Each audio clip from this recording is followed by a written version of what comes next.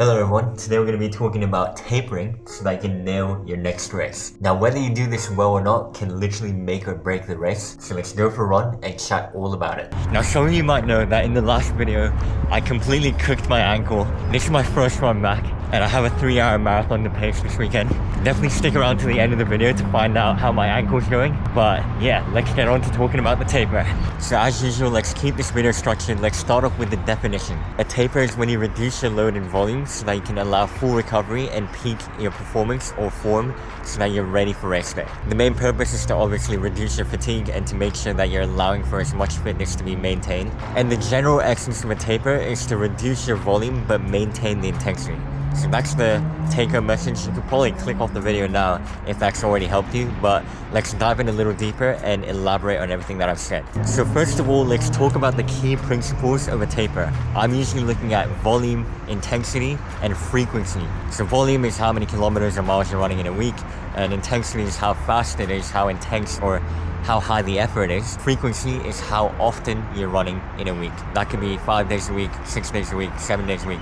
It could be 4, 3, 2, whatever you do, that's fine. And it's important how we alter these 3 parameters in terms of how we taper to make sure we get the most beneficial taper. So as mentioned, volume is the key thing that we want to decrease in a taper. We want to decrease it by 40 to 60%. And this obviously does depend a little bit on how much training you've done and also what the race distance is, and probably a little bit to do with your running experience and your personal anecdotal experience. Has 40% worked in the past or is 60% taper a bit better? It kind of just depends, right? So I want to acknowledge that there is a bit of nuance to it, but sticking to that sort of range, a 40 to 60% decrease in your normal training volume is usually a good amount of taper if you're training up for an A race and you want to prepare for that. It's worth mentioning that personally I don't go down to 50% ever because that feels like too much of a decrease in volume. But this is just my anecdotal experience and it would actually depend on the race distance as well. All of this will be talked about later in the video. Also, your body doesn't understand that 7 days is a week, so as you get closer to the race, you should think less in weeks and be more intentional and specific about each day. Anyway, before we move on with the video, make sure to leave a like and subscribe. And secondly, with the intensity, we want to actually maintain that or even have a slight increase in it to make sure we're feeling sharp. A lot of the fatigue in training is coming from the extra miles, the volume that we're putting in, which is why we want to decrease that.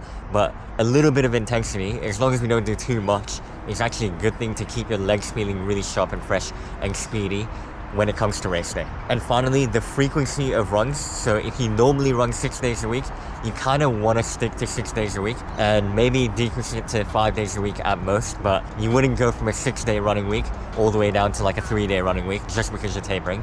I think you still want to maintain how many days a week you run, but you need to shorten the amount of each run in order to decrease that overall volume. Because if you maintain your overall volume and you maintain your frequency, you're going to run the same amount of mileage. Something has to decrease. So to decrease that volume, we need to make sure we run less for each run, but we still run the same amount of times a week.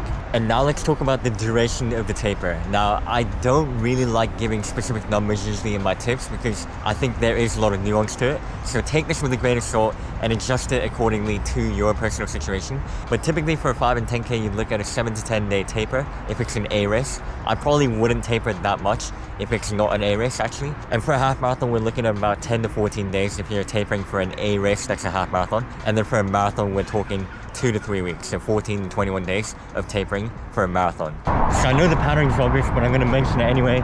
But this means that the longer the race, the longer the taper, the shorter the race, the shorter the taper. And this is just talking in general terms. So with that being said, I want to quickly touch on some common mistakes that people make when tapering. And the first one is decreasing intensity. I've already talked about it. You want to maintain it. And if you don't, you're going to feel a little more flat compared to usual. You're not going to feel as sharp. You're not going to have that speed. You're not going to have that next gear on race day, and we don't want that. So definitely make sure to maintain the intensity. The second common mistake is running less days per week, so decreasing the frequency. And if you do that, you're going to lose the rhythm, and that's going to affect you on race day as well. The next common mistake is overtraining and panicking on race week. And this is something that I tend to do a little bit, like overtraining on race week, but that's more because I feel like I haven't had enough training. And in my personal opinion, anecdotal experience, I prefer to train through races if I'm not feeling as fit fit as I want to be. But if I'm treating it as an A race, I'll always taper properly and not overtrain on race week. You gotta trust that, you know, running slightly less is gonna make you feel better.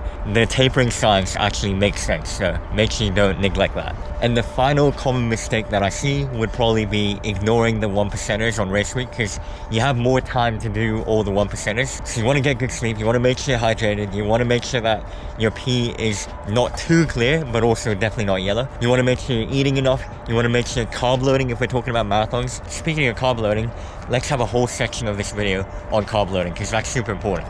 So if it wasn't obvious already, I love eating a lot of food, and especially carbs. I'm a big fan of rice, pasta, noodles. Like, I would eat that all day, every day, if I could. And to be honest, I do, and I try and get, obviously, a balanced diet and get other stuff in as well. But I do love carbs, is the point. And carb loading is huge when it comes to races that are over 90 minutes, but if it's super intense, you probably do need to carb load a little bit for a 60-minute race as well. So it kind of depends on context as well. But when we're talking about a marathon, we want to look at 8 to 12 grams per kilogram of body weight per day for 2 to 3 days leading up to the race.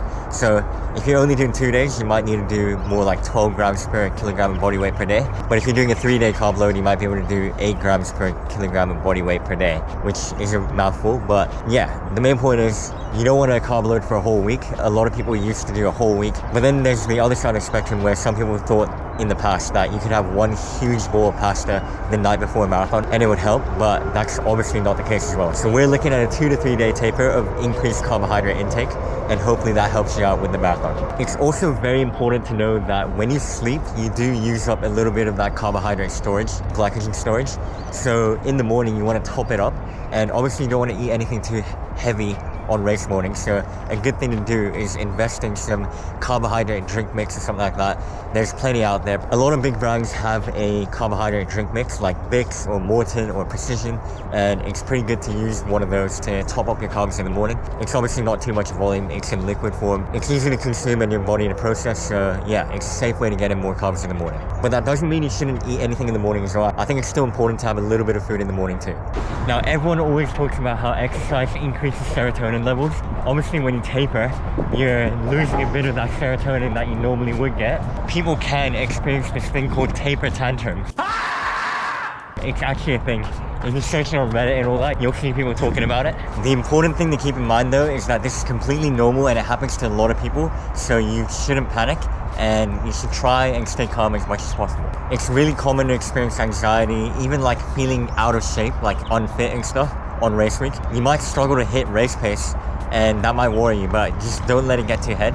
And I would even advise against focusing too much on race pace on race week, because it always is different once you're in the race. It's going to feel a lot easier and there's no need to worry about it. I barely run faster than race pace in my training, and I don't usually worry about it because I know the race atmosphere will carry me through. And also, it's pretty common to feel a bit sluggish. Just everything that could be bad on race week, it could happen. But the most important thing is to stay calm and know that when it comes to race day, it's all for that moment. And you're going to feel good on race day because of all this.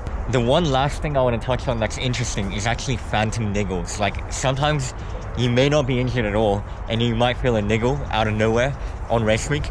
And I feel like I've experienced this so much on race week. And if you watch a lot of my old vlogs, you'll probably hear me saying always on race week, like something feels niggly or whatever. Yeah, it's actually really true. But on race day, it actually all goes away. So it's pretty surprising.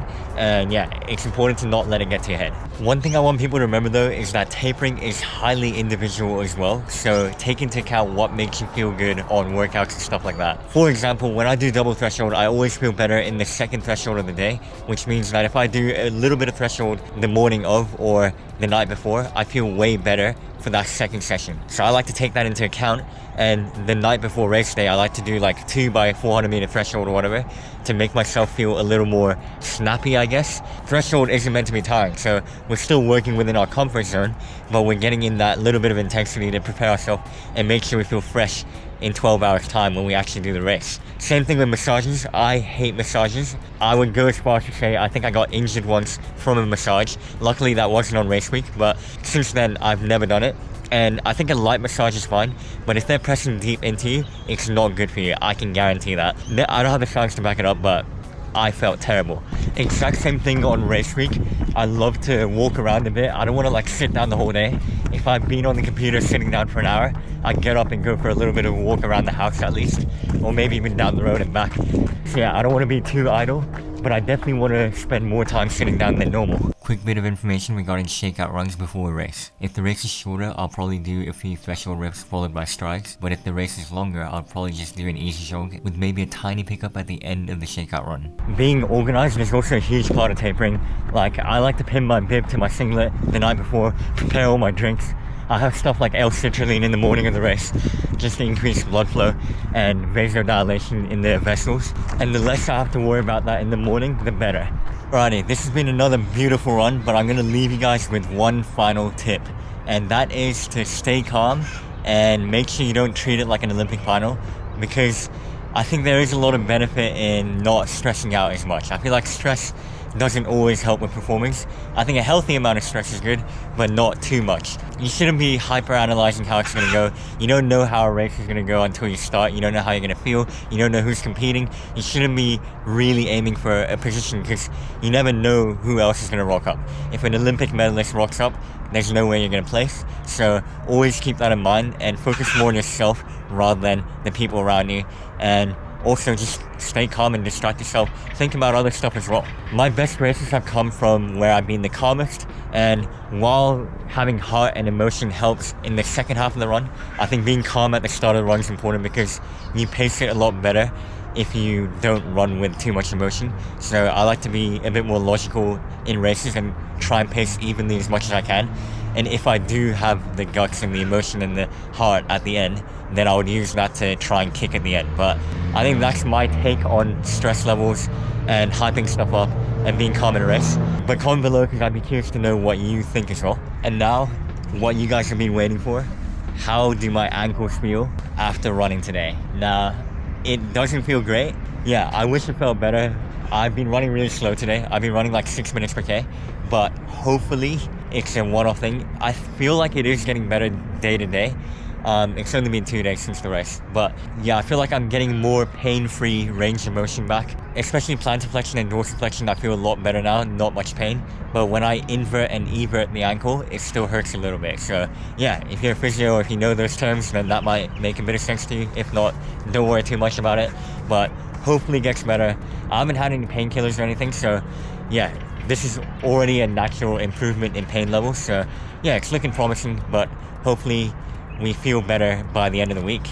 I do have to be grateful though, because not everyone gets to run in this amazing location all the time, every day. So yeah, I'm still happy. I'm still running a little bit.